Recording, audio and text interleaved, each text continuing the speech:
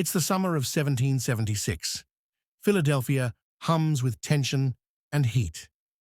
In a red brick building that will later be called Independence Hall, a group of delegates from 13 colonies gather to make a decision that will change the world forever. For decades, these colonies had lived under the rule of King George III of Britain.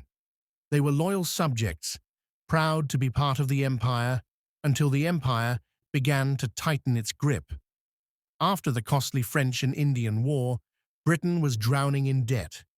To recover, Parliament passed new taxes on its colonies: the Stamp Act, the Tea Act, the Townshend Acts. To London, these were fair. The colonies should help pay for their own defense. But to the colonists, it felt like oppression. They had no representatives in Parliament, no voice in the laws that governed them. Out of that frustration came a simple phrase that echoed through taverns and meeting halls: no taxation without representation. That slogan captured something much bigger than taxes. It was about rights, about the belief that free people should not be ruled without their consent. The spark soon became a fire. In 1773, anger boiled over in Boston. When Britain gave one company a monopoly on tea, the colonists saw it as another symbol of control. One cold December night, they disguised themselves as Native Americans, boarded ships in Boston Harbor, and dumped 342 chests of tea into the water. The Boston Tea Party was more than a protest. It was a declaration of defiance. Britain responded with force. It closed Boston's port, sent troops, and passed harsh new laws the colonists called the Intolerable Acts.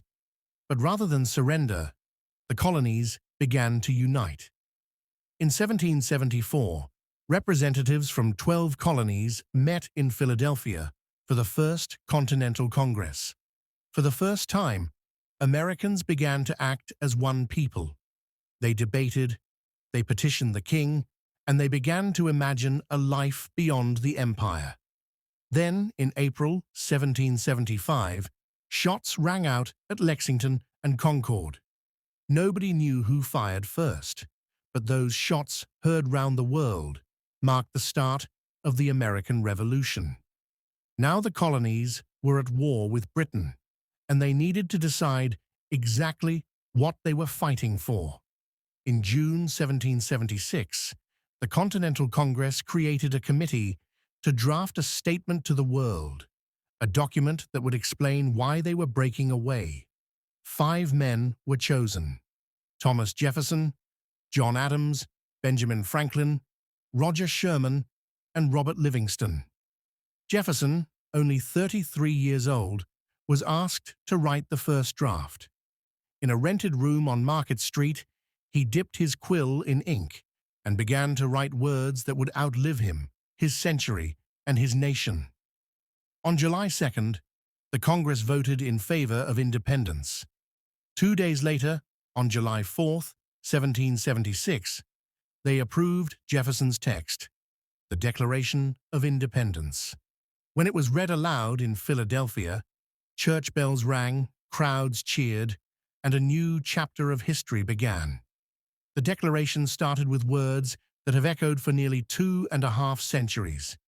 We hold these truths to be self-evident, that all men are created equal, that they are endowed by their Creator with certain unalienable rights, that among these are life, liberty, and the pursuit of happiness. Those lines were revolutionary. They rejected the old world of kings and empires and claimed that the power of government comes from the people.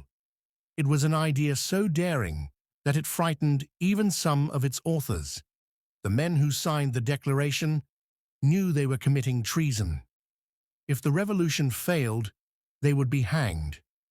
Benjamin Franklin is said to have joked, "We must all hang together, or most assuredly, we shall all hang separately."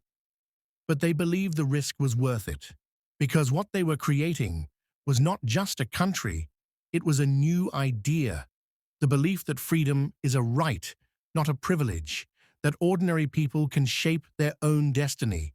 That belief would ripple across the world. France's revolution echoed it. Leaders in Latin America and Asia drew inspiration from it. Centuries later, civil rights movements in America would hold up those same words to remind the nation of its unfinished promise. Of course, the America of 1776 was far from equal.